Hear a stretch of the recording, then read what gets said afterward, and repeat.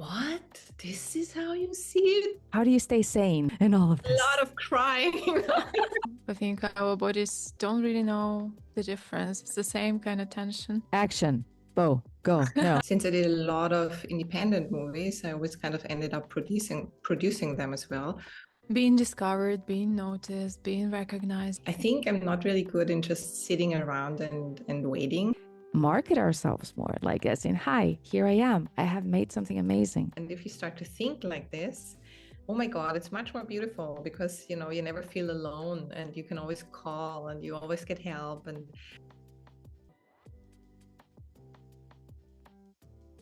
How are you, gorgeous? How are you feeling, Katrine?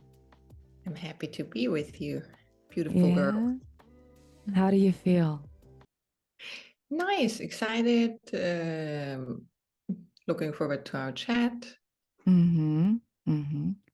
Beautiful. I realized that I just realized this morning because I got this a little bit like excitement and like was it nervousness? And I was like, no, this is excitement. And then I realized this is what I have also when I go horse riding and I think nervous and I'm afraid, but it was the same feeling. And I was like, oh, it is excitement. That's beautiful.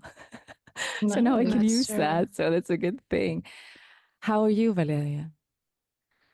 I'm good. I'm the same as you, excited, nervous. But I think what you said is so true. I think our bodies don't really know the difference. It's the same kind of tension. And then the mind interprets it in, excitement and nervousness, but it's the same thing. So I choose to be excited. Well, we are so excited to have Katrine Eichberger. Yeah. Welcome. Welcome. Thank you so much for joining us. That's amazing. Thank you for having me. And we want to dive straight on deep in. Yay. And we'd love to just get to know you better and like how all this started, your journey with acting. I mean, you are an actor, as an actress, writer, producer, director, like you're wearing all the hats. But where did it all start? You mean the acting? Where did the acting start? Yeah, because I know you started with acting, right? Yeah, well, do you know that story? Until I was 9, I wanted to become a Greenpeace activist and tie myself in front of whale hunting boats to save the whales. So that was my original plan. But then I changed my mind and went to something more reasonable, which was acting. Yeah, and then I kind of stayed with that. And since that, I enjoy the ride, but it became a lot more kind of out of necessity, but I really enjoyed it, kind of being driven gently into these other fields. And I think it started with producing at first. Since I did a lot of independent movies, I always kind of ended up producing them as well, or helping to make them come true, being shot, and then that a movie finally can come out of it. So producing was kind of always part of my acting journey, and then it got more and more, and then I think I'm not really good in just sitting around and waiting. And as an actress, there's only so much that you can do. You can, practice your craft, and then you can try to network and to reach out, etc. But I always wanted to do more and create these stories and be part of the stories that really matter to me. And that's why, we made our own movie that's now in final stages of post-production. And again, kind of things happened. We said, okay, then we produce it ourselves after a long journey forth and back.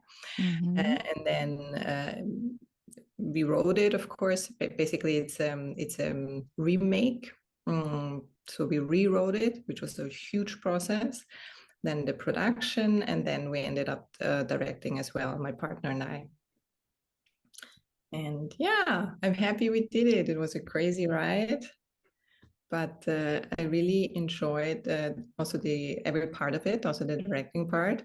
Luckily, I did one first try, which was a short movie that I did that I really thought I have to do that. Never thought of directing before, but I knew I wanted to do that movie on my own, and it gives you much more creative freedom. That's also what's really nice. And yeah, I already said that you can really do the things that you really want to do by writing and also directing the way you want to do it, and you also can create a beautiful atmosphere how you want to do it.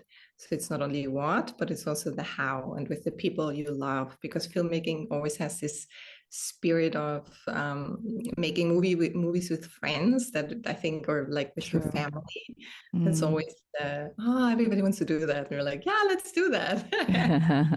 And yeah, True. so it's very, very It's so beautiful how you described it. I love that.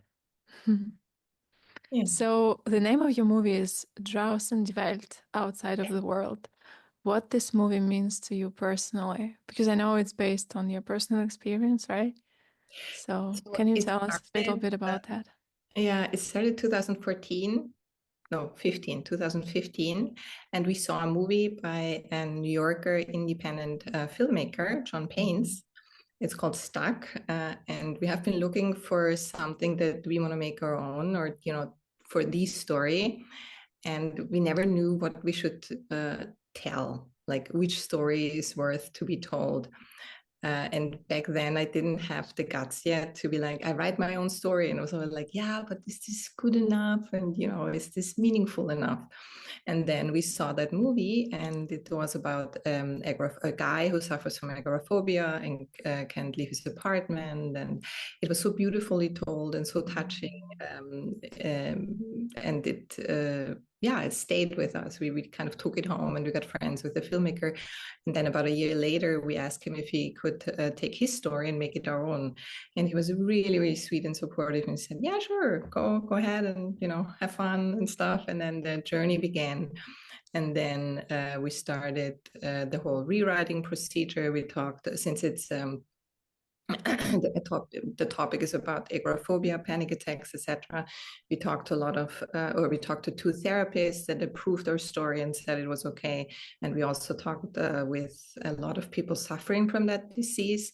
And also we talked with lots of friends and people in our area, like also family, friends, people we meet, colleagues. And we were so, I think, maybe even shocked that it affects so many people. Including me. I also suffered from panic. It was not really attacks, but more like long periods of like just a permanent state of panic. That started in 2014. And that was really a tough journey that was very intense for about half a year, and then it slowly got less, but it was really making me incapable of doing anything. So that story is also very personal to me regarding the topic, even though it is a remake, but it was very appropriate, not appropriate, but fitting, I don't know, to my personal situation.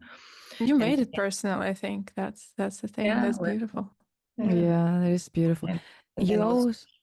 I'm sorry, you're always saying we. I would love to get the second. Yeah. That's my partner, Nikolas Mühe, who did the whole journey of Draußen, die Welt with me together. And he's my partner in my personal life since 10 years, beautiful 10 years. Wow. And also now this is the closest we have been so far with a project, like founding our own production company that is called Telling Stories Productions. Yeah, and then doing the whole thing together. But of course, we worked before. This is also how we met. So he's actually from sound. So he's a set tonmeister. Oh gosh, I always say he's a sound guy. So he's doing set sound, but also post-production. And so this is how we originally met, me as an actress and him as a sound guy. Forgive me, honey. Forgive her.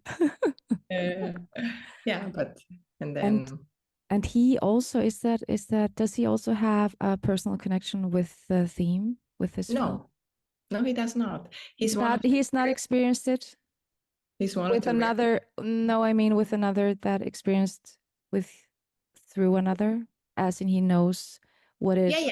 He knows people as well, but like as a personal experience, he's one of the few lucky ones who or I don't even know if I can say that the lucky ones, because it's a very rich it's nothing I think you would choose, like, oh, hey, let's do a psychological issue. No, let's go through that.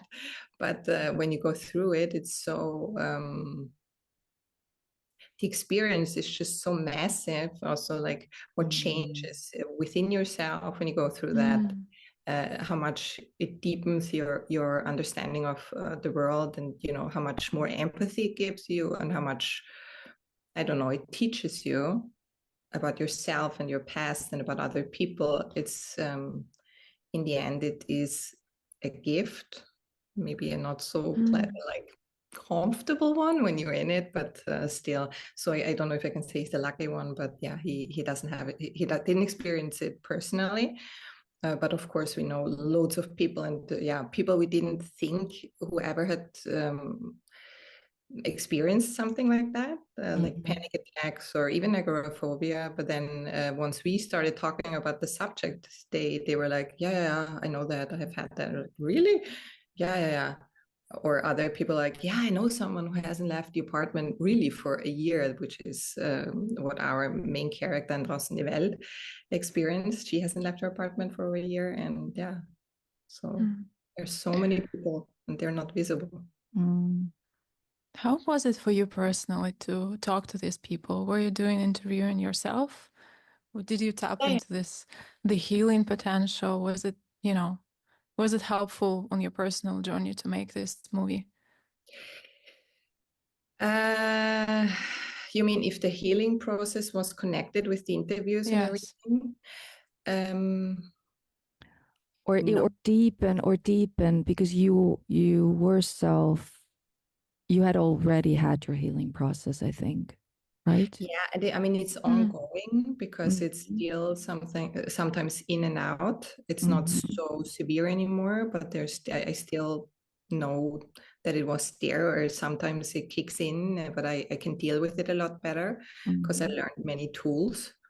For me, it was always going into the forest. That's my sacred space. This is really where I can heal. And it was also great. I actually moved back to my parents, and they were there for me. It was really nice to have this network, like this safety net. That's not network, safety net.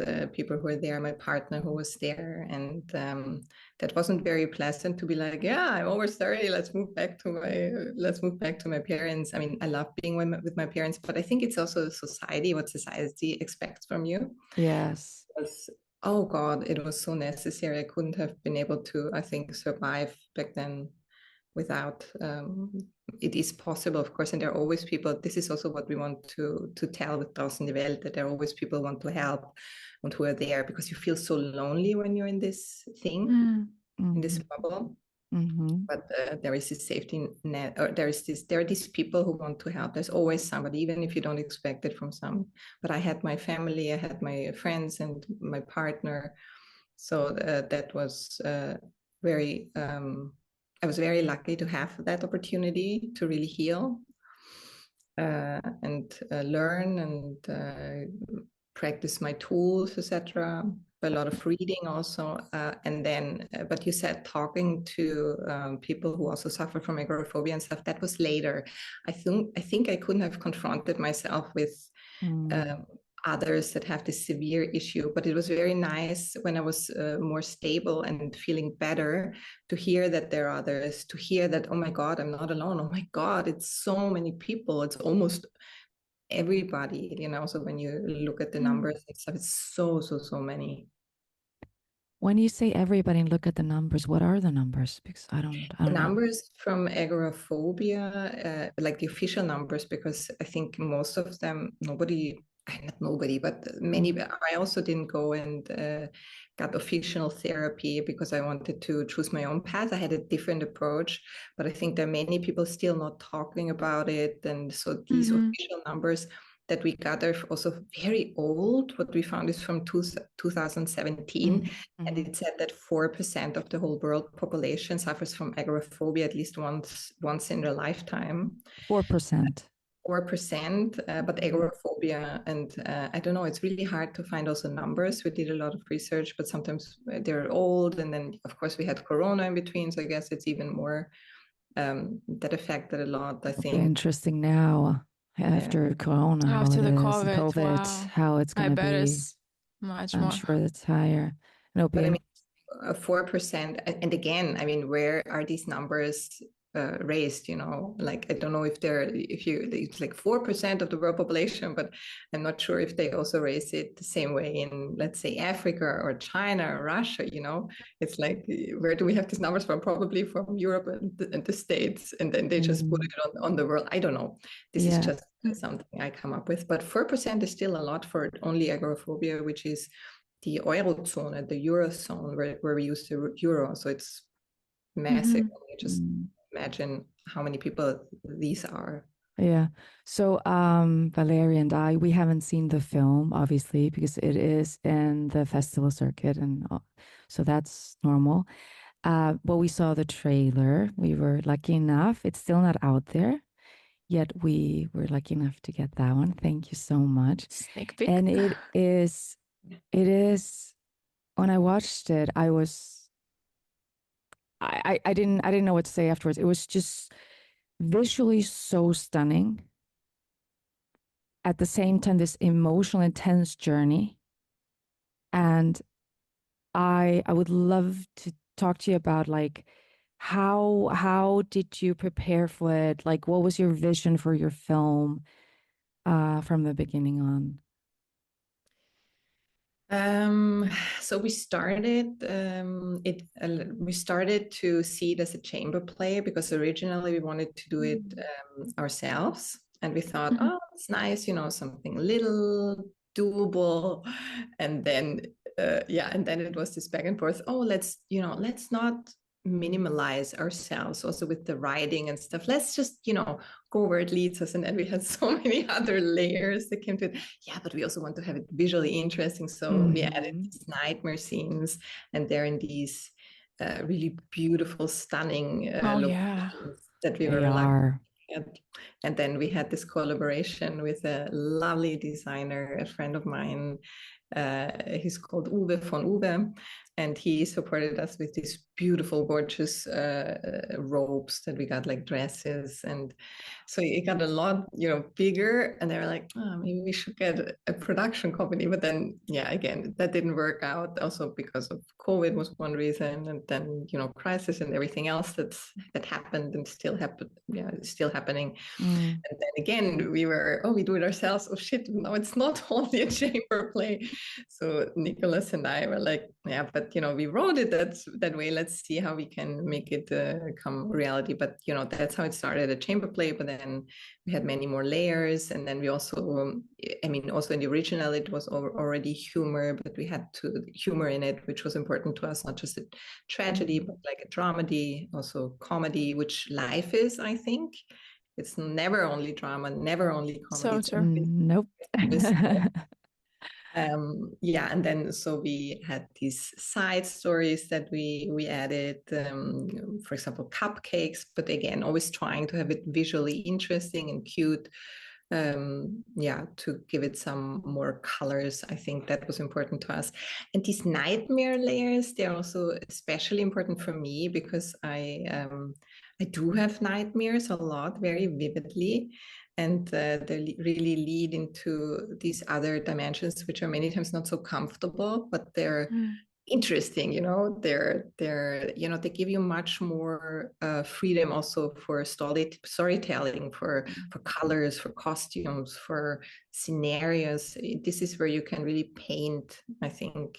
Where else reality has these laws, you know, that you have to kind of stick to, except when you do a different movie. But, you know, when it's reality, it's what we know. Yeah. So I enjoy having these other realities and dimensions. And it's also something I believe in, that there's much more than what we call reality, but there is so much more beyond. And this is also why I'm kind of tending to go towards magic realism, which this movie Draußen die Welt is not. Draußen die Welt, when you try to say it in English, Welt.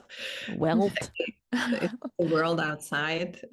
Yeah, it's not magic realism, but at least it has these nightmare layers in it, or yeah.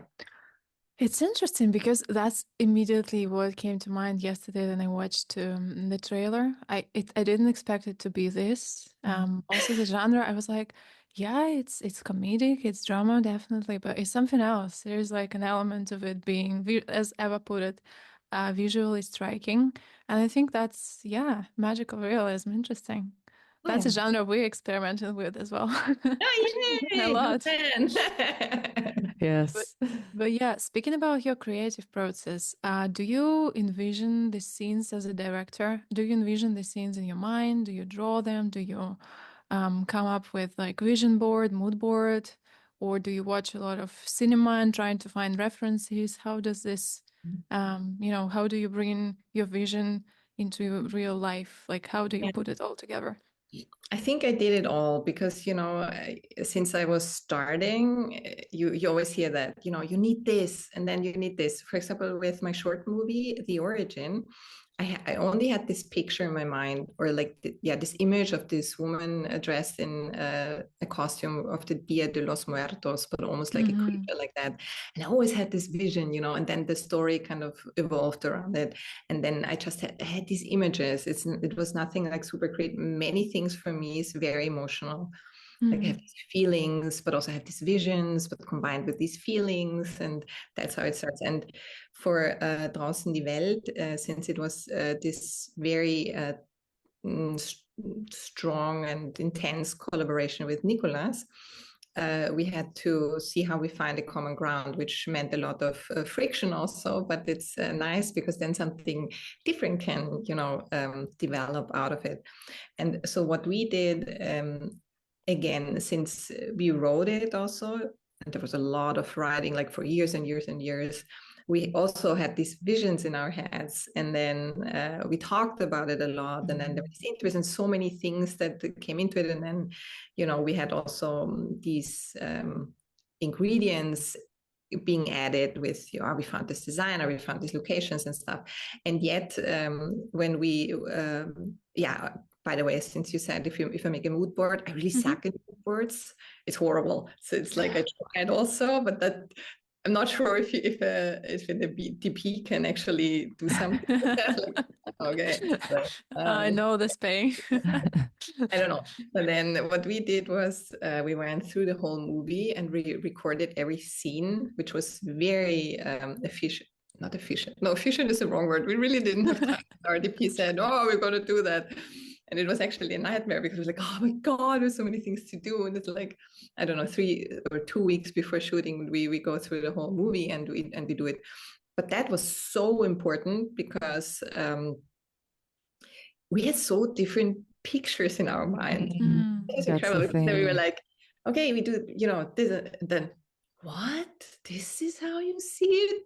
But I thought we want to do the same movie. And that was also interesting to learn, or to have this experience, because sometimes I think we are all like, also when we try to sell a script, or like to make a script into a movie, and we talk to people and they're like, no, I don't understand that.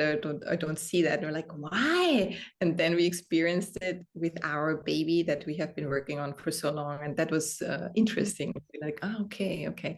So it's really, really good to either a really good mood board with someone who can actually do a really good mood board. Who can draw. Or you really take a camera or a phone or something, and then maybe, if possible, with the ratio that you want to shoot it in. Shoot it with, and then really make a quick run through, and you're talking about every scene. You did a run through with every scene.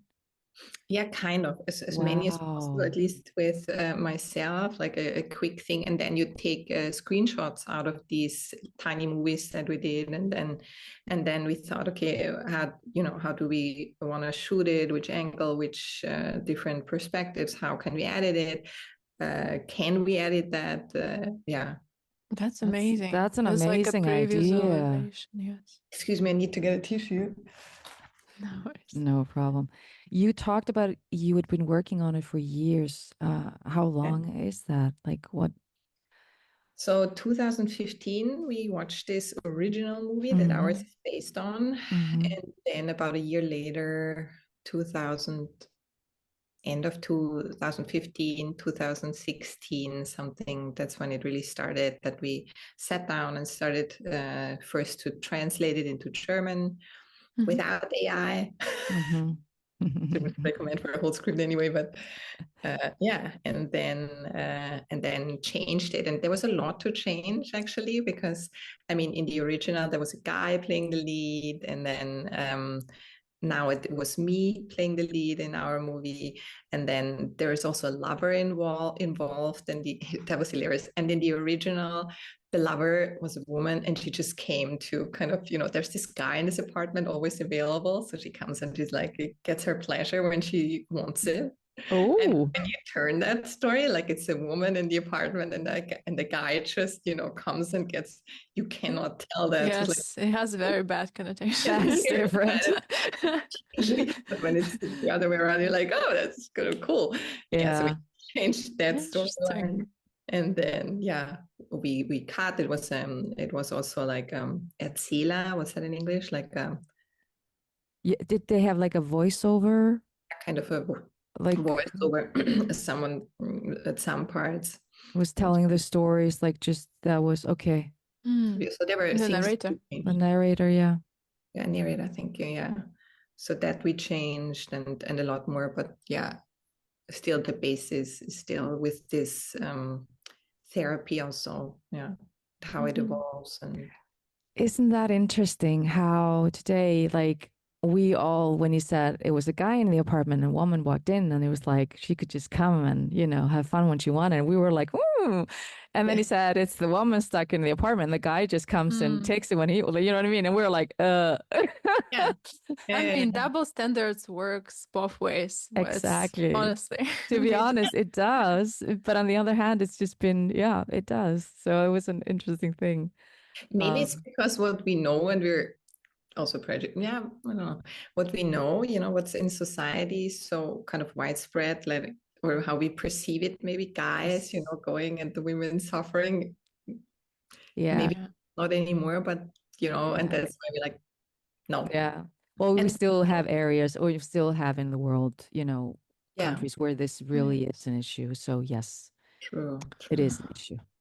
I wanted to ask you a little bit about the plot, if you don't mind. So, from my understanding from the trailer, there is a wedding upcoming, and of your best friend, of your character's best friend, and you have to be prepared for that. So, you're, in the film, as you are taking us on the journey of how do you, prepare?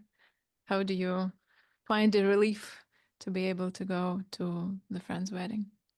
Yeah, maybe I just tell it real quick again, like this log line. So the log line that we had is that a woman who suffers from agoraphobia and panic attacks and nightmares and hasn't left her apartment because of this for over a year gets this wedding invitation from her former best friend and decides to give it a new try, to get a new therapist, to be able to go or to leave the apartment in 30 days to be able to go to this wedding. So that's our storyline. And then you see this journey of this woman. Her name is Liz. And you see her that this new therapist comes to her, which is very unusual, actually, because, I mean, I think we all now know how hard it is to get a therapist anyway. It takes so long, and then you have to find the right one, etc. And for these people suffering from agoraphobia, it's even harder because they cannot leave their apartment. So you need to find someone to come home to them, to visit them. And then there are other issues involved to come to a stranger,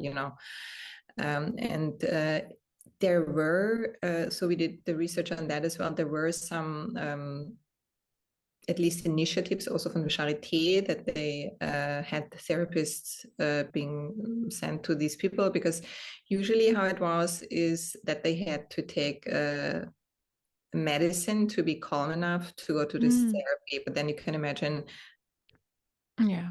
I don't know how effective or how clear they are during the therapy. And that's how the therapy was. And for us, it's this very special therapist who is very different from her, because she's like this, you know, kind outgoing. outgoing and kind of also jokingly, but it's also a method of her to not talk about the issues that matter, that, you know, would have to be talked about. And then you have the therapist who's really clever and sees what she's doing, but very serious, doesn't like jokes, because they just stop the therapy basically. And then she comes home to her, and there's also some just funny moments, but also this journey of this therapy. And yeah, that's sort of the main story. But then we have these side stories also, like the lover who comes home to her, who visits her, and you know, the turtle. And the turtle, we have a turtle. Yes. Yeah, it's Heini in our movie. He's called Bo, and yeah, he's the real star of our movie. He was really good. So cute. He is so cute. That is true. Very challenging, though. Very challenging. How did you do it? It was like action, Bo, go. No, how did you? Basically, it was the first challenge was we wanted to shoot end of March, and they are sleeping during the winter, and we were like, oh crap! But we couldn't shoot later because our DP also was busy then, and I think it's harder to also get the people and everything for this kind of project during summertime when it's high season for shooting. So we had to shoot during that period, but then it's like, oh, shit, all turtles are still asleep, and we were calling around, and we already had one, but the turtle was asleep. And then we found this breeder who was really supportive, and he said, yeah, they're almost awake already anyway. And then, you know, then he has this one turtle, and yeah, so we got the turtle. It was like, oh my God, we got the turtle, because it was like, I don't know, 2 weeks before shooting or a week before shooting. So we got the turtle. His name is Heini, or was Heini, and we got him. It was like, it's no problem. We just give him food, and then we can direct him everywhere with the food. Oh, that didn't work at all. He was not at all interested in the food, and he just went anywhere. And they're really slow, but they're steady. So it's like they get there, and they were like always in the wrong direction. Nikolas always said it was always the fifth take, you know. And then usually he went into light. So there's this really funny outtake that we have, and I'm lying on the ground. I'm like, oh, Joni, who was kind of the guy for everything, like, Joni, take Heini and just put him here, because it's clear when you put him here, he runs here, because like that's the light. And I'm like this, and like action, and Heini's like, you're like, okay, maybe it's not, but you just take what you get, and then usually you get something so cute and so brilliant and unexpected, and these are the gifts. And it's kind of really, really funny. Yeah, it's never what you actually think it would be. Wow, that must have been beautiful having him on set. That must have been so much fun shooting with him. Yeah. With the turtle, I mean. That is beautiful. May I ask you, as a director, when you're wearing the director hat, and the two of you, how did you cast? How was that process with the actors? How do you choose your actors? Yeah, so I think it was a lot from people I've worked with already, or that I knew, or that I met. For Anke, it was we met, who played our Dr. Dr. Sommer, and I was like, oh my God, that's her. That's her. I have to ask her. And she's actually a dubbing voice, a very famous one. She's the dubbing voice, the German one from Marissa McCarthy, from Whitney Houston. She did Bodyguard. I was like, oh my God, you did Bodyguard. I have to admit, nowadays I watch them in like originals, but back then when Bodyguard was out, I of course watched it in German with my parents, and they will never forget it. Like, you know, it's my bodyguard. I was like, oh my God, that was you. So we have her as Dr. Sommer, and I just met her. I was like, Anke, would you do that for us? And she was like, yeah, sure. And she was really, really sweet. But I think she didn't know what she got into at first, because, you know, it's a huge role and it's really tricky, and there's so much dialogue. which is similar and, you know, like specific, and you have to really be on spot, but she did a great job. So we're really happy and thankful for that she stick to it. And then for the others, yeah, again, some of them I knew or I saw and approached them. And then many, I have to say, usually what I would love to do, I would just post it and get people applying and then really be careful and see and audition. But we didn't have the time, also because we did everything by ourselves. Everything is not true because we had this lovely team that we did it together with. Otherwise it wouldn't have been possible, but still it was so much we couldn't. So we really cast it ourselves by going through all the websites, you know, like was it You're talking about like eCast or Cast Forward or filmmakers. Did you use those? Yeah, we did. So we went through it and we looked at the pictures, what would work for us, like which look. Then we looked at the showreels, if we think like the acting was what we imagine. And then we approached them and then we met them and we talked about it. And yeah, we were really lucky to have this beautiful cast that we were super, super happy with. And had some really, really funny also first meetings, for example, for this lover, because they're quite rough, the scenes, the sex scenes, because it's also about the main character not really allowing real love and want to be treated rougher, also in a sexual approach, which I think is very, very important to, if you want to show that sexuality can show a lot or tell a lot about the person, what she's dealing with or not dealing with. So we wanted to tell it that way, even though there's no nakedness involved, but it's still rough. And then we had Kevin Brandt, the actor who played the role of Tom, the lover. He was sitting there and we were not sure, because it's, I think, also tough to play for a guy, you know, this almost violent, you know, like really rough scenes, even though his character is different and wants something different. But anyhow, and then we're like, Kevin, so what do you think? Is this, you know, a thing for you? Is this difficult for you to imagine playing that? And we're like, no. And they're like, yeah, you okay with this? And I was like, yeah, I play that all the time. Yeah. That's my typecasting. Really? Oh, God. I didn't see that in your showreel or something. You said, yeah, but nobody wants to see me. That's my trick. You know, it was and yeah, it was very, very sweet and open, and also to work with him and to do this choreography with him was amazing, because yeah, was also something, maybe a nice thing to tell you. Is that we imagined that as a kind of dance, like a very passionate, like a tango passion thing between the two of them, and to do this choreography with him, that was so easy and so nice. And everybody was still on set, everybody was like so cautious, you know, oh no, today is the sex scene, you know, the sex scene day and stuff. And then we started and I was just laughing almost all the way through. It was so funny, you know. He was like really always like, and action, and it went like this. And sometimes I had to laugh, and I was laughing and I couldn't stop. It's like, what's going on here? Because he was already so exhausted. Oh, it was really so funny. The day was amazing. Well, of course, because you were not just directing it, you played the lead. Yeah. So that's why, yeah. True.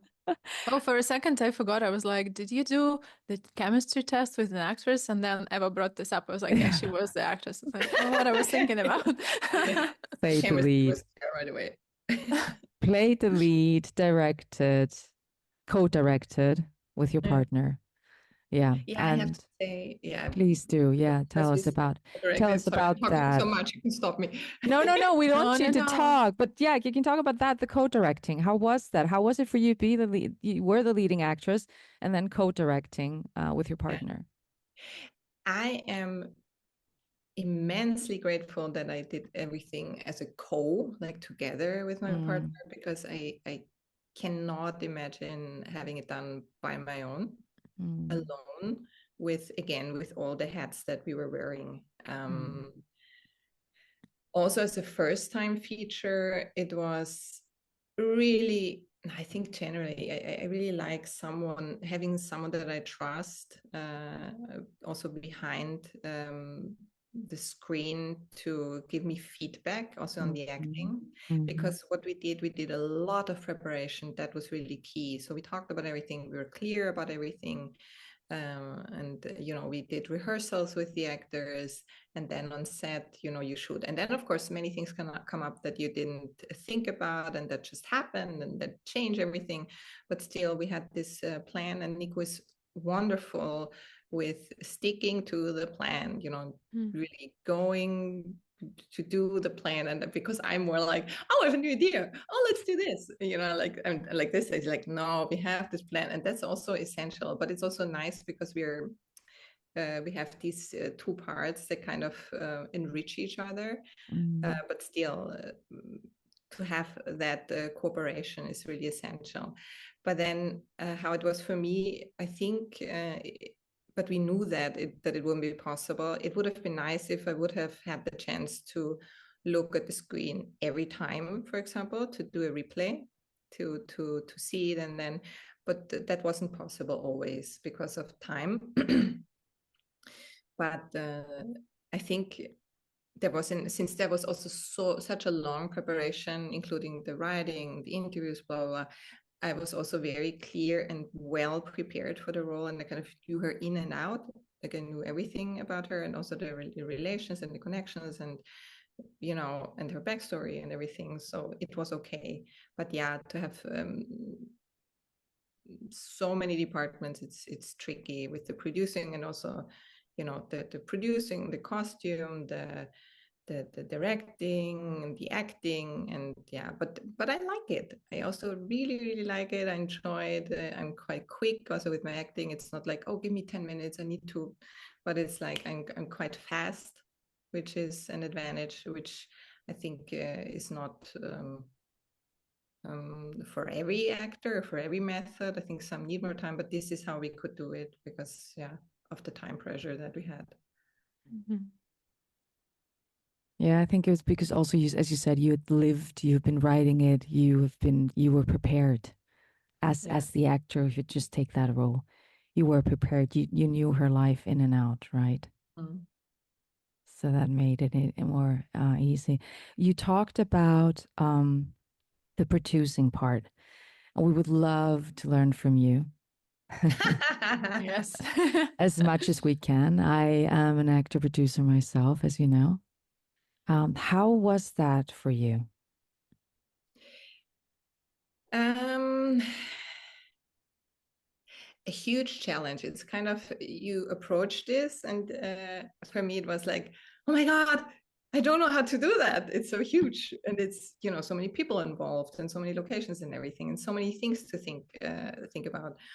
And even now, having done it, it's still like, I learned from you. I want to learn from you as well, because it's still, I feel like, I don't know, you just do it, and you have your parts together, and then and you have to start somewhere. I mean, kind of, but it was also kind of fluent. It kind of get all the things ready, and then get the sponsors on board, and get the locations, and it was just a lot of talking and coordination, and getting the things together. But I think there's not really a recipe. I think maybe there is. I don't know. I don't have it. I can't give it to you. I'm sorry. But it's just, it's you like, the things that need to be done to do it, and then you just you do it. You do it, and then you get like for an independent movie, you hopefully have a lot of people that a lot of friends. Thank you, all the friends that contributed, and the family, and then the people you just met and who are willing to help, or also like the project. And again, this topic helped helped us a lot, I think, because so many people are affected, and they're like, yeah, I know someone, I want to help you. I know someone, I want to sponsor you. I know someone, I want to contribute somehow, or I want to work, and I want to, and this was also really cool to have this topic, or this movie, this story that really, even beforehand, touches people, or wants people to be part of, or wants people that it's going to be told that there is this platform, like a platform that we give for that topic, so people can see that there are these people, that's something that helped, definitely. You talked about sponsors. Like, how did you go out with it? As in, like, to get sponsors? Was that because you were reaching out yourselves and interviewing people yourself? Is that kind of how it organically evolved, maybe? Or did you really like specifically look for a sponsor? We said this would be a beautiful sponsor for this film because it's the theme we're having. Yeah. Unfortunately, usually the whole, I think, also networking thought or sponsoring thought, because sponsoring might, if I can say that, is maybe even part of the networking part somehow, because for me, networking is really this, we're all kind of in this community. Let's see how we can help each other, like actively. And for me, it's so important, especially having these women networks. I think they're so important for us, and we should really even be more all about it, helping each other, but not only be like, oh, I have this beautiful thought, it's so nice to, this network and these women and these strong women. No, but actually, make the call and write the email to help you actively nurture the relationship. Right.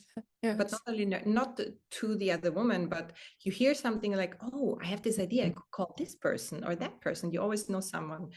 And for the sponsoring, unfortunately, it's also not, since this is also rare, for the sponsoring, it's also not, oh, I have a company I could give you.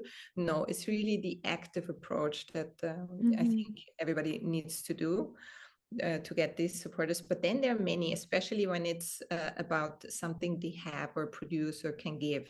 In the beginning, we started because we weren't really we couldn't really apply for funding for some reasons, because we didn't have the credit that you need, or we didn't have we didn't fulfill the criteria to apply to. There were only 2 smaller fundings that we tried in Austria. Since I'm originally from Austria, we tried that, but shot it in Berlin, where we are based. But anyhow, so that didn't work out. And then I was like, oh, it's no problem. This is such a beautiful story. We tried to really have lots of women in the movie, to have an emphasis there. Then we have a very diverse team. Also, we have a green film consultant on board. We have a social relevance subject in Draußen, Welt. And I was like, it shouldn't be a huge deal to get some financial sponsoring. Oh my gosh, I was so wrong. Because it's not common here, and everybody's referring also to the state funding, and then also they don't have the capacities to really see what project is really worth to be supported. Then they rather give it to someone that they don't have a lot of effort with, that they know that is really important, like SOS Kinderdorf and such. And then they don't really know the outcome, because a movie is also a very small market, True. So that I really tried it with a friend of mine, and she's a professional in marketing for huge companies. And I was working on a strategy and like how to approach and what to send out and which packages. It was like half a year full time, and nothing came out, nothing. But it was also very unlucky because of, again, Corona and crisis. Okay, right. It was like, like somewhere even like, it's a beautiful topic, we would like to, but we can't. And then we're like, okay, that's not gonna happen. Okay, fuck it, we're still gonna do it. Not true. And then we tried the material sponsors, and there we were really lucky. We had so many people sponsoring, giving, supporting. As I said, also our fashion designer who made these gorgeous robes for us. Or tell me his name again. What is his name again? Where is he? Von Uwe officiel. That's what he works with. His name also on Instagram. You can find him. Okay. And and then like cupcakes, and then the locations. We had these stunning locations, and printing. Oh my god, I shouldn't even name a few, because I cannot name all. You can look on our Instagram page. Die Welt. We will have the link for that one in the show notes, so you can go on it and see it. Please do. It's beautiful, and follow them on Instagram. That's important. Yeah. I want to ask a follow-up question. What you just mentioned about the marketing is when it exactly starts, because Have you put a strategy before you even started shooting? Was it like actively in front of your agenda? Was it like more like an afterthought? Was it something you were doing while shooting the film? Would you say it's the earlier the better? Because there are different approaches, and I'm curious because we're also trying to promote our film, and yeah, we are reading lots of materials, and it looks like there is no uniform approach. It's just like everyone has their own. So please tell us what was your take on it? Yeah, I'm very looking forward to your movie as well, by the way. I also saw the trailer. Oh, thank you. Thank you. Yeah. Thank you. So what I would recommend and what I learned myself and heard is, or got recommended, is to start as early as possible. Basically, when you, I think even when you start writing, you could already pop up with some ideas like how to market it, etc. And I think marketing is still very treated very uncarefully. I don't know how to say that, but it's neglected. Is that the word? It should be much more to have a better impact, to get the people really go to the theaters, especially for the, I don't know, German, Austrian market. The marketing strategy, like there's not a lot of, marketing and repetition, and, you're not confronted with your own movies in your own country enough to really be interested and get the people in theaters, I think. Which is a shame, because then we are complaining, but the budget is so little that we cannot do enough marketing. And then, of course, the people don't go and see the movies. They rather go where the marketing has enough money, like, what is it, Marvel movies and stuff, like they have these huge campaigns and you see it all the time. And like, yeah, okay, why not? So it's something we really should think of as early as possible, and then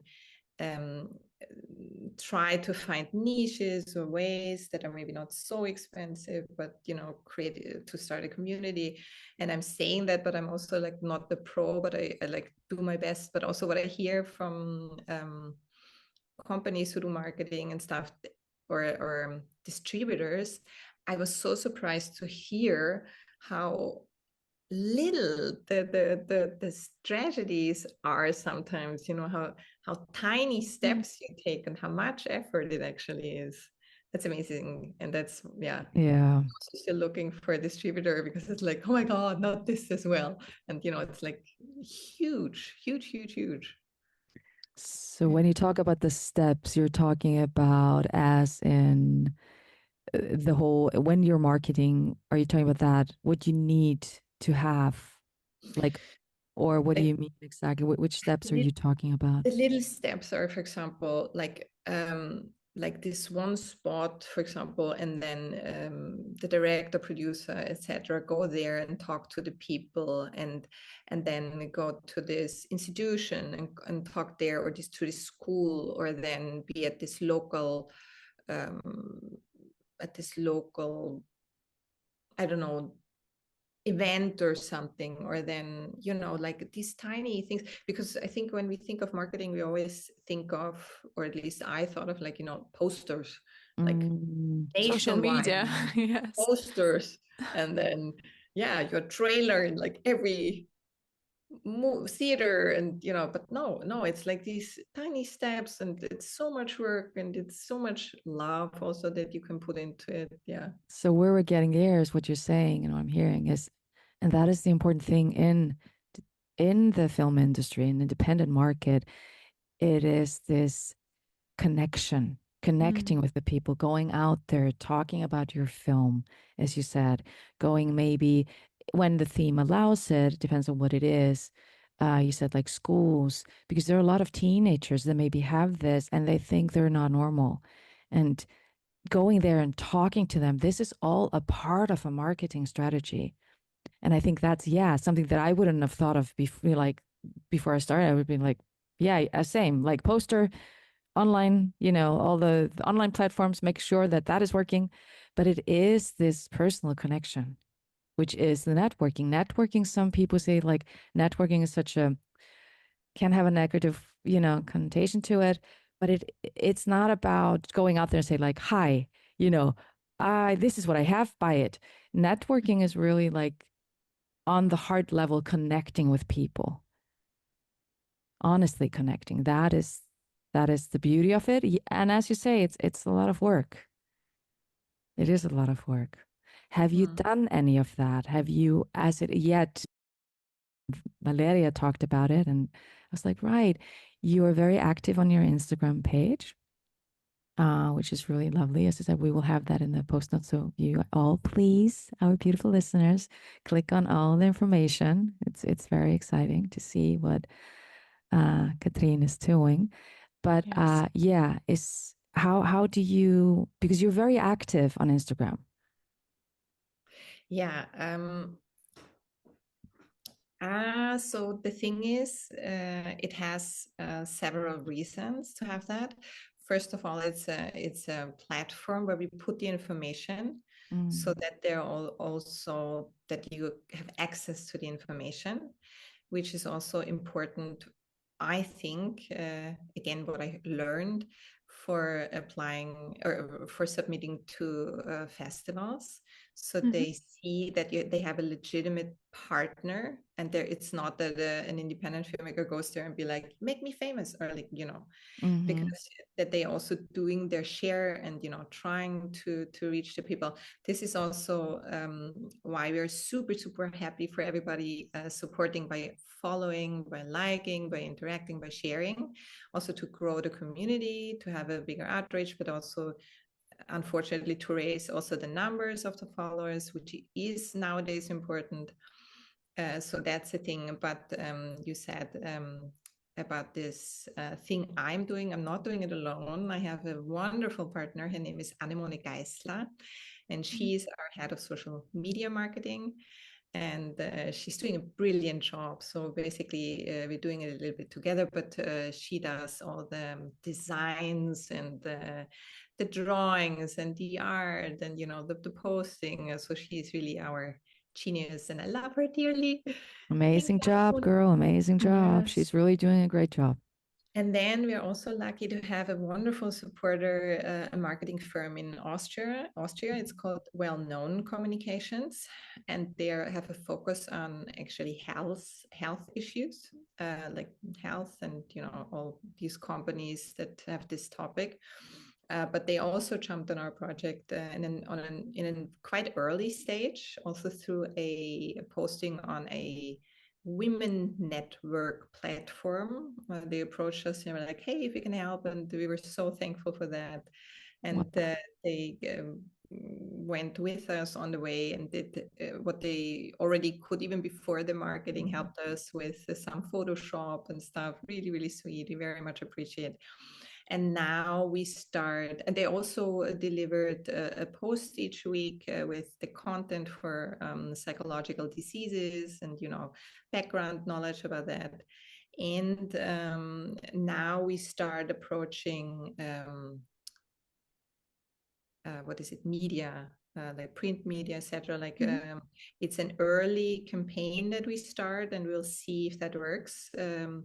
With a focus on me now, because they're also based in Austria, and me as a female filmmaker, a debut film, but also with this very strong emphasis on my connection with psychological issues, basically what I was going through, the connection to the movie, how that came up with. And the good thing is that they also help us a lot with how and what to send out, and they're really approaching the media, can I say mediums, like newspaper, etc. Media outlets. Yeah. Media. They approach the media, and so this is our company of trust. But this is also a marketing, a huge thing that we have, that we get support from. And then, of course, the next steps will also be, but the thing is with the marketing, I think you can only start that much before the movie is out somewhere at the festival. Once it kicks in, then there's kind of a call to action, and then you can go broader, wider, then you can, hey, we have this movie and this is that, and here are the pictures, and we are at this festival. And once you get this invitation, then you can start. Now it's like, yeah, we have this movie, but we cannot really show you anything because you must not, because otherwise you cannot apply to festivals anymore, because many have this world premiere status and it cannot be seen anywhere. And so it's you have to find an angle that you can already promote without giving away too much. Would you say it's like laying the groundwork? So you kind of like preparing the momentum, but really you don't put that much out there about the movie. It's like the way how to frame it. Yeah. It's really interesting because you would never think about that being like a first-time filmmaker. And the festival strategy, the festival circuits itself, it's the whole new world. So I think we're very curious, Eva and I definitely, about this. Tell us about how did you approach this? The festival journey? circuit? Yes. So I already had some experience due to my short movie that I did. And I already did amazing. Please send us also a link. I love your short movie. I love it. Rich, and we want to see that too. Oh, I would love to watch it. Yes, please. Okay. Yeah, so I had done a lot of research for that already. And but then of course it was a short movie, and then for the feature, of course the short film festivals, they don't apply. So you do more research, and then you do a lot of research and you see where your movie would be a good fit for. And then of course, if it's a genre film festival, horror movie or such, then you wouldn't apply to, also because it's a lot of money that you invest in. Sure. On the, Yes. And then again, I think for me it's quite new, and then there's a lot of talk about this strategy, and I think there are different strategies, but I think a very widespread strategy, if you want to give it a try and you have enough money, then it's you start with A film festivals, or like really important festivals, even if they're not A, like Sundance. It's an amazing film festival also for independent movies. So you start for that for, let's say, half a year or whatever. But then again, there's like 10,000s of people applying. It's like a lottery ticket, but you give it a shot or you don't. And you also have to check if they have world premiere status. Then you really have to start with these and focus on these, and then you go wider, and then you see where you want to have it. Maybe our movie is a German speaking movie, so I think the emphasis would be German speaking countries, like Switzerland, Austria, Germany. That's also something you could go for, and then you just apply over these platforms like FilmFreeway or such. Or on their the homepages, or like Sundance, I think, has its own. Am I right? Right? No, not Sundance. Sundance is FilmFreeway, but Berlinale, for example, isn't. That's how it was, right? Yeah, many A film festivals you have to apply on their own page. Yeah. Which is even more work because yes, you have to do it again and again and again, right? You're filling it all out again, and it is work. It is work, but definitely worth it. Yeah. But yes, that is true. It's like, but if you're on FilmFreeway, the good thing there is you do it once and you fill out everything, and and then you can submit through them, which is obviously very nice most of the time. Which is interesting. Do you work with cover letters? You mean if I send out a personal note and stuff?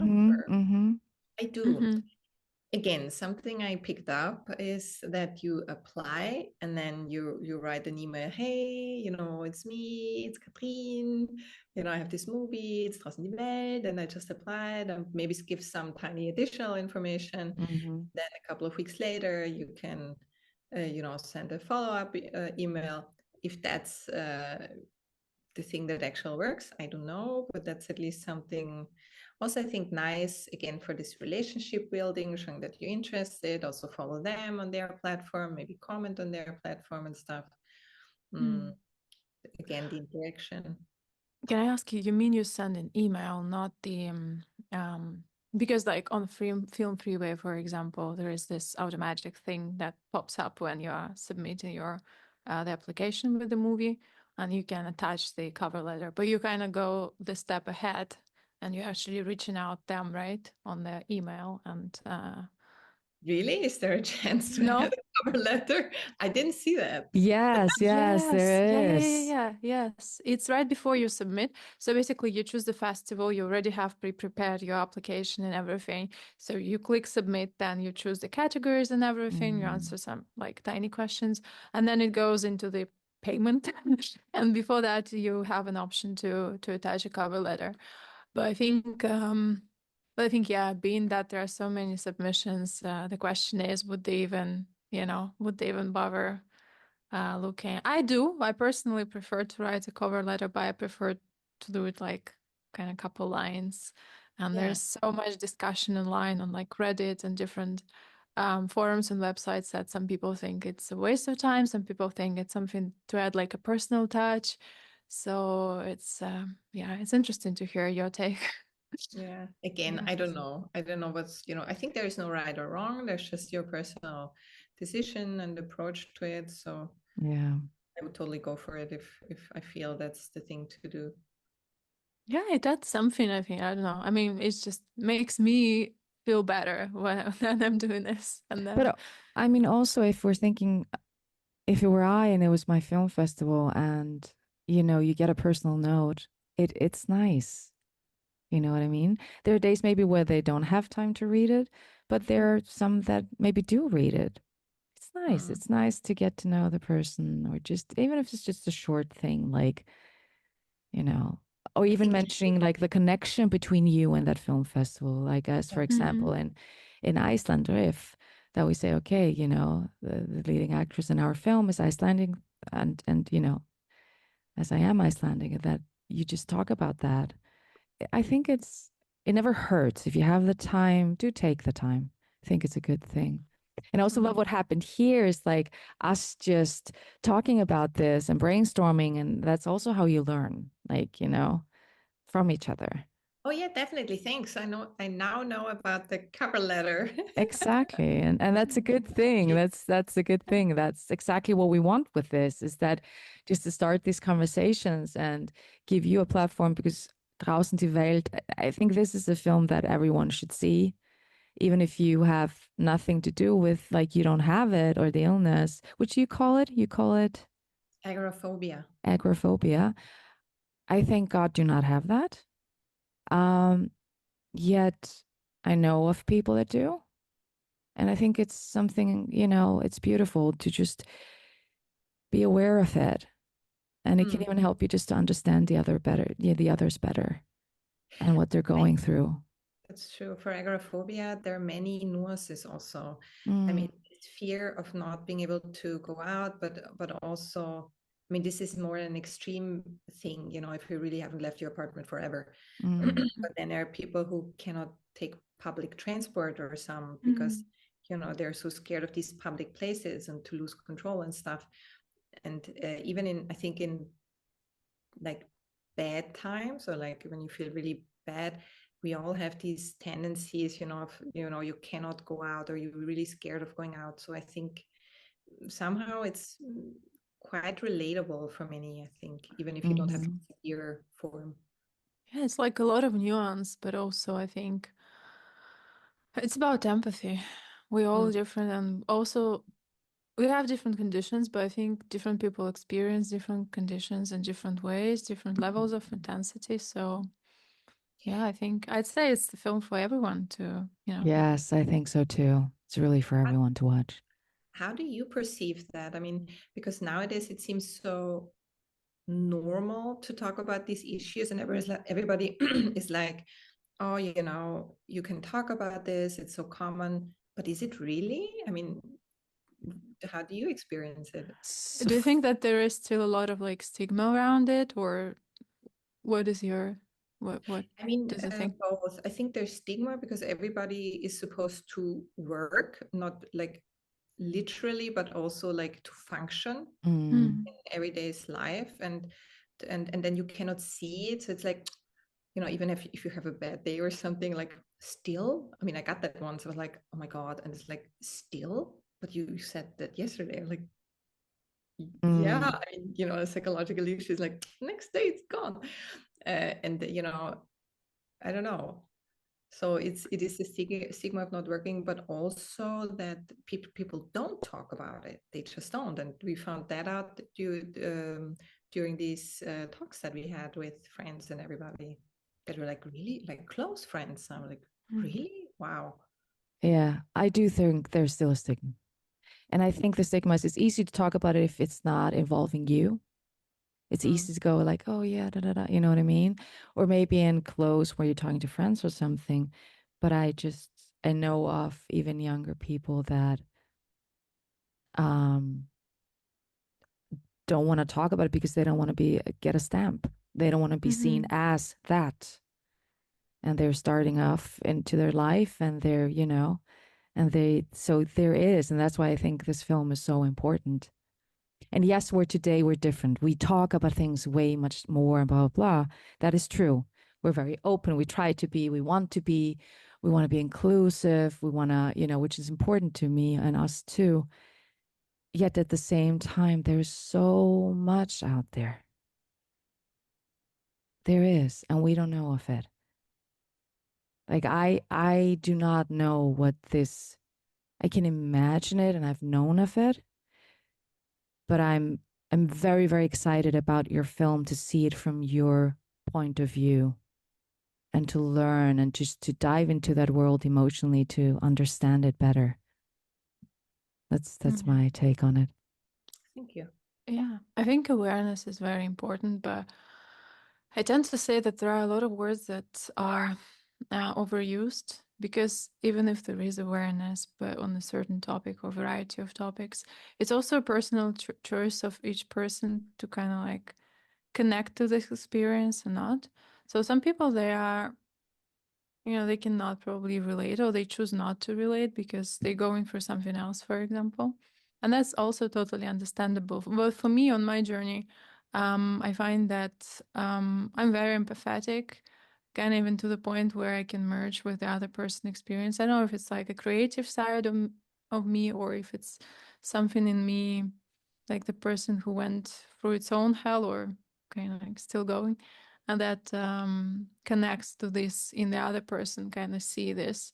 But I think it's something that should be talked about. The more, the better. And I think the filmmaking is the right kind of, not the right, there isn't one way to do it, but I think it's how we can shine the light on some issues and at the same time do it at the angle that makes it personal, you know. So as you said, like you saw the project that kind of sparked something in you and then you made it your own because you kind of populate it with your own emotions, with your own characters, with your own take on it, and then it's out there in the world and people can watch it, and that would mean maybe completely different thing to them, but that's fine because you know, you shared something that is important to you with them, and they will make it their own through the experience of watching, analyzing, and that's only so much we can do as humans, you know. I mean, I'm also was so faulty with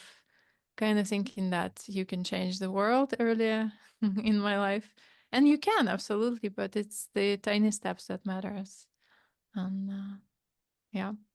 Well said. Well said. Um, I and at the beginning when we started talking, you talked about something and I could feel like there's a lot of passion behind it, and that is women supporting women. Yeah. I would love to hear more about that. What is your take on that? How do you, when you say that, what do you mean exactly?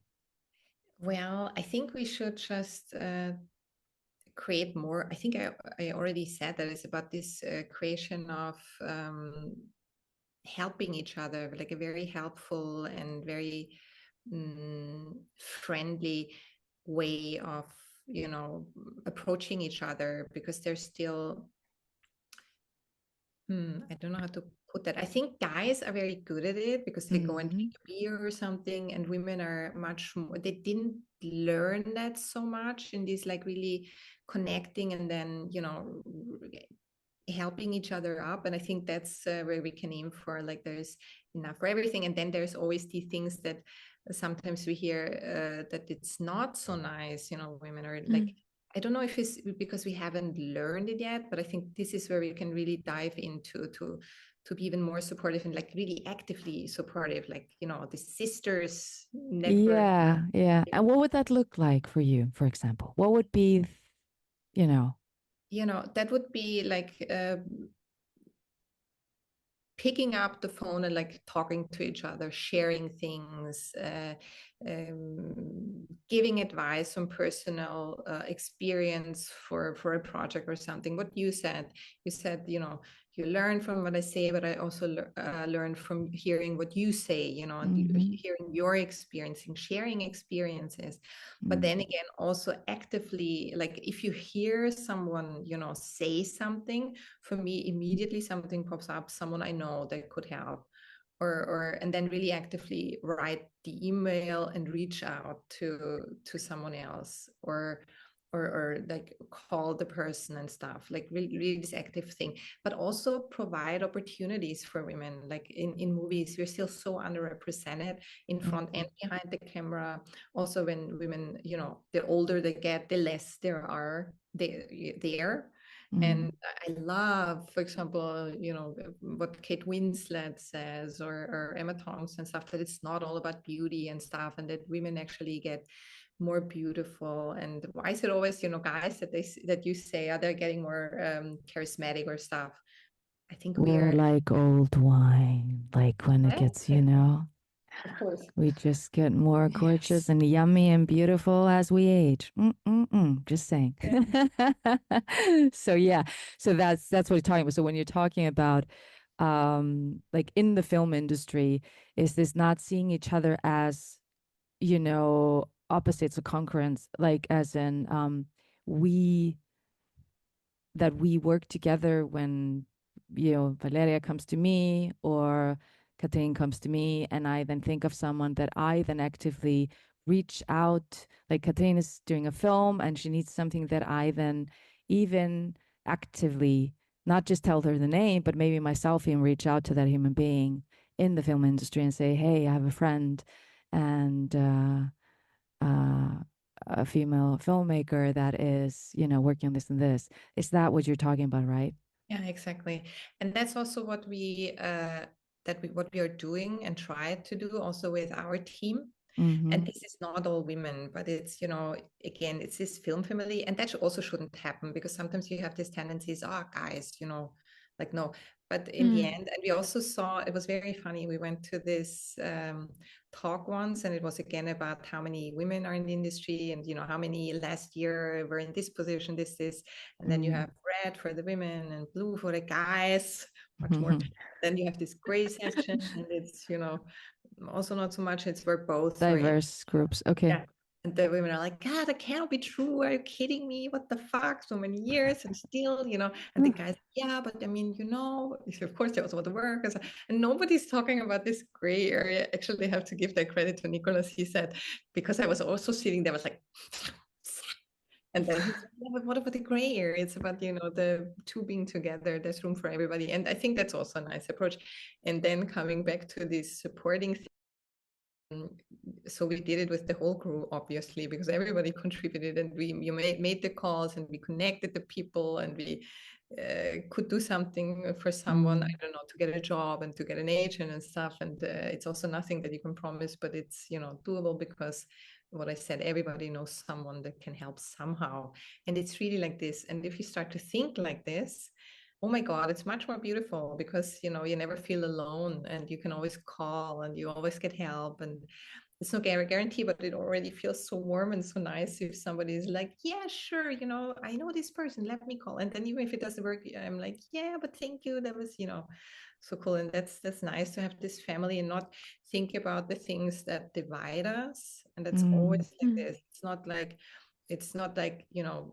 this, it's a pink and, you know, blue and then red and then green, but it's like, it's colors, you know, like, and we're all in this rainbow. And, you know, this is what I think, what I would like it to be. Yes. Well, like, That's things we have in beautiful. common, and we all help each other, and we all part, and focus on that more, on this love and respectful, appreciative way to what is it, begegnen, to encounter each other every day, every moment. And I'm with Nico. I think the gray area, let's look, I mean, gray is not maybe the most beautiful color that they chose, but it's okay. But I like that is also very important. Yes. It's this, again, working together, all of us. I love it. It's always this hatred, you know, like, this is so mean. No, it isn't. And all you women filmmakers out there, working with men, as you know yourselves, is amazing. It's so much fun, you know, and there's just, it's beautiful when it's diverse, like also talking about diversity, having a diverse set. Yeah. You know, it's beautiful because all these different point of views are coming. Like you're getting like, as we talk, when you go into a room, we say like the way we think is like you just have the flashlight on in the dark room, but with a diverse group, it's fully lit because everyone comes from a different background and they have a different point of view, which I haven't experienced it. I can't say, oh, I understand, I know that. No, I don't. Let's be very honest. I know one thing, and that is that I know nothing. Like I am just learning every day. So I love how you're saying that. It's like, yes, women supporting women. I am fully, that's why we're also, you know, doing this. It's like, we think it's very important that we get out there with our material and that we also market ourselves more, like as in, hi, here I am. I have made something amazing. And there's someone out there that needs to see it. I know that, like your film. So I love that. I really like the active stance on it all. I think that's what was kind of lacking for a long time. It's this passive position that being discovered, being noticed, being recognized, you know, you kind of silently do your work, you're perfecting your craft in a way, and then just wait. And, you know, you're like, oh, yeah, okay, there comes a time, and then this person or this, they notice that, you know, and it's I don't think it's the right approach to, like, not only women, to anyone. I think to us as a human race, we kind of got conditioned into thinking that there are people who know better than us, who kind of have more opportunities than us. Probably it comes from really the scarcity mindset, that we think that opportunities are limited and it's only for those who kind of have this special ability or, you know, like a mindset of things. But I think it's just a twisted way to look at the outlook of the world, very twisted. And if we just stop competing and we start to acknowledge the strong parts of each other, I mean, easier said than done, of course. It's but I think if what you said is just starts with you, that you yourself take the active stance, and if you see the opportunity, you know the person is working on the project, and you know that maybe put two and two together and something will beautifully organically happen, that's what you absolutely should do. And it's honestly like an eye-opening experience. Yeah. I think. And it's also in the name, it's filmmaking. So it's about making Exactly. it happen, making the movie. And what you said about this also, you know, these women that, you know, really have this self-confidence. And I think this is something still need to work on, that we usually don't have just as a normal thing within us, or many don't, I think. I apologize if it's not right for others, but that's at least what I see, that we lack the self-confidence. And I think this comes from many women also being home with kids, you know, and having, again, this which is beautiful, of course, but then we're not so used just only being in this tough world, but we many times, have to raise the kids, and be there for the family, etc. So we cannot focus only on the business side and on the tough side, and there to gain more self-confidence and again support each other and help each other grow by pulling each other up maybe, or going together. That's a nice thing in so many fields, because then again we can also talk about payment, that usually women are even naming the price, I think, is kind of tough for many, that they want the number, and then many times it's way below guys. But that's also something that we have to learn to claim for us, that we have this value and this worth and stuff.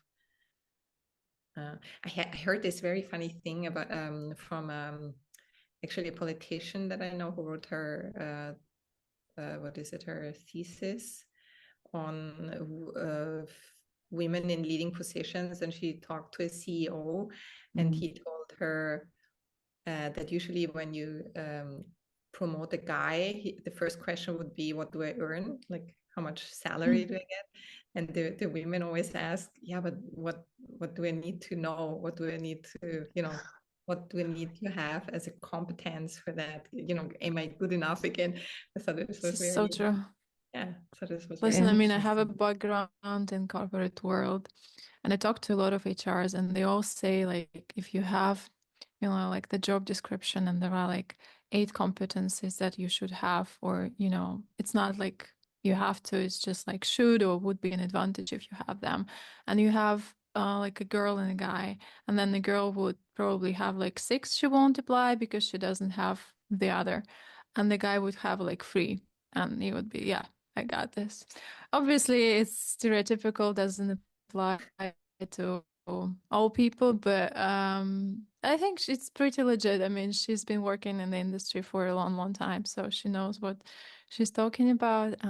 Yeah, I can see that we usually question do we have it, like, what do we have to know? How we, it's kind of like a different outlook almost to life. That's true. And that's what we can learn from them, to also do that. Sure. I have 3 from the list. I'm going to apply. And I think that's something beautiful, where you should just go like, let's tap into that energy, because you learn by doing. It's what we're doing on set. That's what we're doing when we're producing. It's like you're learning, while you're doing it. So, yeah, we would have a last question for you, because we don't want to take too much of your time, because I know you're very busy. You're working again on other projects. And very much enjoyed it with you. It's beautiful. Thank you so much for your precious time. And what will be interesting to know is, like, how do you navigate these sometimes tough waters of the industry emotionally? Like, how do you stay sane in all of this? A lot of crying. Again, I think for me it's nature and going to the forest, and then sometimes just curl up and be on the couch and be like, nothing today. Or but then it only lasts for an hour or something, because there are deadlines. Exactly. Keep on going. Deadlines keeping you sane, that's for sure. My family, my friends are super, super important for me. My partner is my big love and my stability, and just spending time with him, just some, quality time. What else?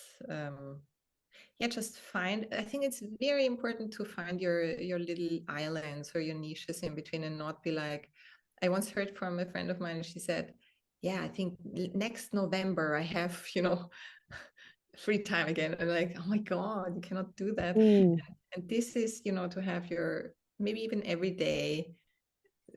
It doesn't have to be so much if it's super stressful, but to have these 10 minutes and to have to breathe, and you can do so many things, to do a little yoga, or to go for a coffee, maybe by yourself, or to read a book, or to do sports. It's also a good mechanism to release pressure and stuff. Yeah, I think there's so many to take a bubble bath. I don't know. I have a list of things like when I'm super stressed or like anxious or getting in my modes that I'm like, I don't know anything. I don't know what I like. And then I take this list and like, yeah, okay, then I see what I like because I wrote it down in case I forget. That's Beautiful. So that's beautiful. So that list has like on it what you could do. Yeah. I have a list of things that I generally like, and when I'm in a very bad mood and I don't like anything anymore, and I'm just like anxious, like because you're in this big hole and you don't know anything anymore, like when it's extreme. And then I look at the list and I'm like, okay, I do one thing of the list or something. If I'm in the city, for example, and I cannot go to the forest very near, it stresses me to go out. That could be something. Wow, that is an amazing. Wow, thank you. That's beautiful. I think I'm gonna do something like that. Do your list, girls. I need a list. For emergencies. Yes. For emergencies. I've heard about that when you are kind of like in a good place with yourself, or at least like stable, you can write those things, and then if the situation is getting tough, then you look back and you kind of it's a guide almost to yourself, because who knows you better than I might give it a try as well. I like it. Yeah. Well, thank you so much. This was beautiful. And again, for all of our listeners, and if you're watching us on YouTube, please check out the film Draußen die Welt, Outside the World. We will immediately, when it's obviously out there, we will have, at least afterwards in the show notes, then we can show you where you can watch it. That will become later. Now, as it is, how you can support is definitely go on Instagram and like and follow and share with your friends, because that will help them just to raise the numbers, and that we get as many people as possible to just see the film then when it's out in the cinema. Or is there anything else you would like